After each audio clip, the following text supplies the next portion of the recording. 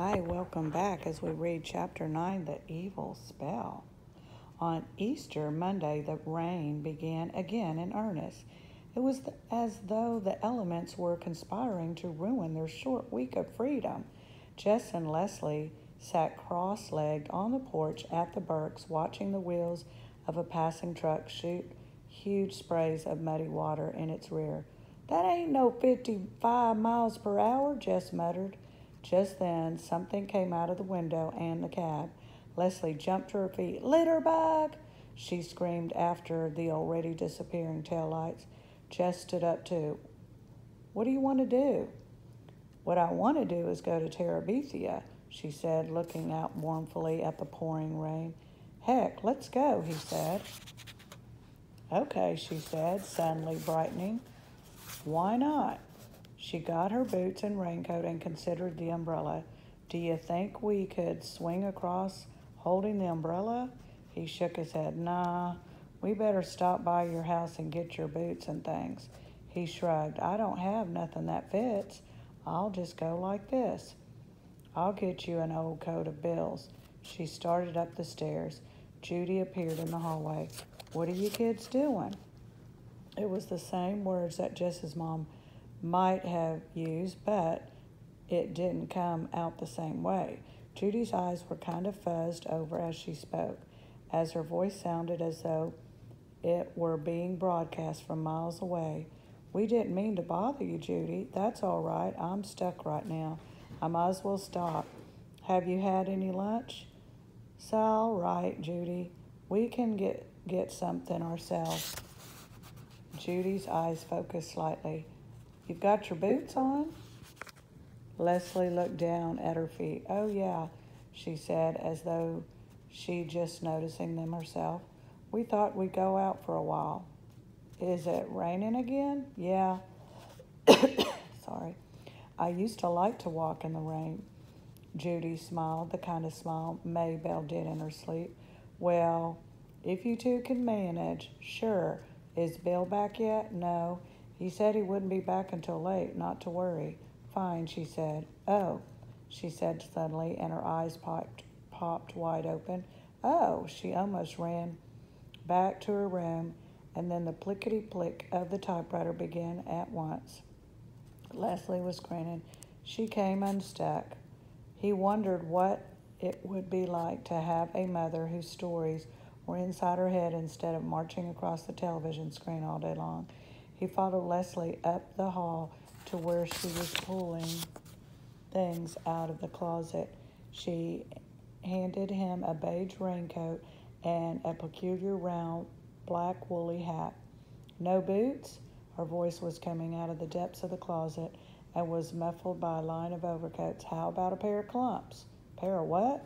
She stuck her head out between the coats. "Cleats, cleats," she produced them. They looked like size 12s. "Nah, I'll lose them in the mud. I'll just go barefoot." "Hey," she said, emerging completely. "Me too." The ground was cold. The icy mud sent little thrills of pain up their legs, so they ran, splashing through the puddles and slushing in the mud. PT, the initials for the pup, bounded ahead, leaping fish-like from one brown sea to the next, then turning back to a herd, the two of them forward, nipping at their heels and further splashing their already sopping jeans. When they got to the bank of the creek, they stopped. It was an awesome sight, like in the 10 Commandments on TV when the water came rushing into the dry path Moses had made and swept all the Egyptians away. The long, dry bed of the creek was roaring 8-foot wide sea, sweeping before great branches of trees, logs, and trash, swirling them around like so many Egyptian chariots. The hungry waters licking and sometimes leaping the banks, daring them to try to confide it. "Wow," Leslie's voice was respectful. "Yeah." Jess looked up at the rope. It was still twisted around the branch of the crabtree apple. His stomach felt cold. "Maybe we ought to forget it today." "Come on, Jess, we can make it." The hood of Leslie's raincoat had fallen back, and her hair lay plastered to her forehead. She wiped her cheeks and eyes with her hand and then untwisted the rope. She unsnapped the top of her coat with her left hand. "Here," she said. "Stick P.T. in here for me. I'll carry him, Leslie. With that raincoat, he'll slip right out the bottom." She was impatient to be gone, so Jess scooped up the soggen dog and shoved him rear first into the cave of Leslie's raincoat. "You gotta hold his rear with your left arm and swing with your right, you know." I know. She moved backward to get a running start. "Hold tight." "Good gosh, Jess." He shut his mouth. He wanted to shut his eyes, too, but he forced himself to watch her run back, run for the bank, leap, swing, and jump off, landing gracefully on her feet on the far side. "Catch!"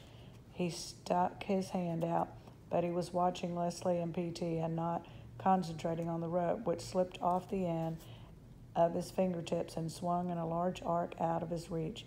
He jumped and grabbed it, and shutting his mind to the sound and sight of the water, he ran back and then speeded forward. The cold stream lapped his bare heels momentarily, but then he was into the air and above it and falling awkwardly and landing on his bottom. P.T. was on him immediately, muddy paws all over the beige raincoat and pink tongue sandpapering Jess's wet face.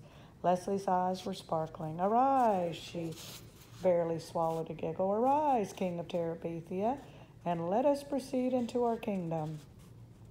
The King of Terabithia snuffed and wiped his face on the back of his hand. "I will arise," he replied with dignity, "when thou removes this fool dog off my gut." They went to Terabithia on Tuesday again, and on Wednesday the rain continued sporadically, so that by Wednesday the creek had swollen to the trunk of the crab apple, and they were running through ankle-deep water to make their flight into Terabithia. And on the opposite bank, Jess was more careful to land on his feet. Sitting in cold, wet breeches for an hour was no fun, even in a magic kingdom. For Jess, the fear of crossing rose with the height of the creek. Leslie never seemed to hesitate, so Jess could not hang back. But even though he could force his body to follow after, his mind hung back, wanting to cling to the crab apple tree the way Joyce Ann might cling to Mama's skirt. While they were sitting in the castle on Wednesday, it began suddenly to rain so hard that water came through the top of the shack in icy streams. Jess tried to huddle away from the worst of them, but there was no escaping the miserable invaders. "Dost hath what is in my mind, O King?" Leslie dumped the contents of one coffee can on the ground and put the can under the worst leak. "What? Methinks some evil being has put a curse on my beloved kingdom." "Darn Weather Bureau." I'm not going to say the cuss word. In the dim light, he could see Leslie's face freeze into its most queenly pose, the king of expression she usually reserved for vanished enemies. She didn't want to kid. He instantly repented his unkindly manner. Leslie chose to ignore it.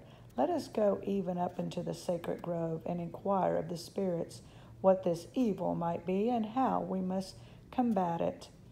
For of a truth I perceive that this is no ordinary rain that is falling upon our kingdom."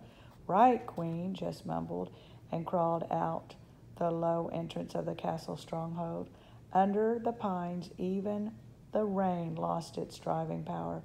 Without the filtered light of the sun, it was almost dark, and the sound of rain hitting the pine branches high above their heads filled the grove with a weird, tuneless music. Dread lay on Jess's stomach like a hunk of cold, undigested doughnut. Leslie lifted her arms and face up toward the dark green canopy. "Oh, spirits of the grove," she began solemnly, we are come on behalf of our beloved kingdom, which lies even now under the spell of some evil, unknown force. Give us, we beseech thee, wisdom to discern this evil and power to overcome it." She nudged Jess with her elbow. He raised his arm. Um, uh, he felt the point of her sharp elbow again. Yes, please listen now, spirits. She seemed satisfied. At least she didn't poke him again. She just stood there quietly as if she was listening respectfully to someone talking to her. Jess was shivering, whether from the cold or the place. He didn't know, but he was glad when she turned to leave the grove. All he could think about was dry clothes and a cup of hot coffee and maybe just plunking down in front of the TV for a couple of hours. He was obviously not worthy of being king of Terabithia. And here they are. Who ever heard of a king who was scared of tall trees and a little bit of water? He swung across the creek, almost too disgusted with himself to be afraid. Halfway across, he looked down and stuck his tongue out at the roaring below. Who's afraid of the big bad wolf? Tra-la-la-la-la, he said to himself, then quickly looked up again toward the crab apple tree. Plodding up the hill through the mud and beaten down grasses, he slammed his bare feet down hard. Left, left, he addressed them inside his head. Left, my wife and 49 children without any gingerbread. Think I did right by my... Why don't we change our clothes and watch TV or something over at your house? He felt like hugging her. I'll make us some coffee, he said joyfully. Yuck, she said, smiling, and began to run for the old Perkins place, the beautiful, graceful run of hers that neither mud nor water could defeat. It had seemed to Jess, when we went to bed Wednesday night, that all he could relax, that everything was going to be all right. But he awoke in the middle of the night with the horrible realization that it was still raining. He would just have to tell Leslie that he wasn't going to Terabithia.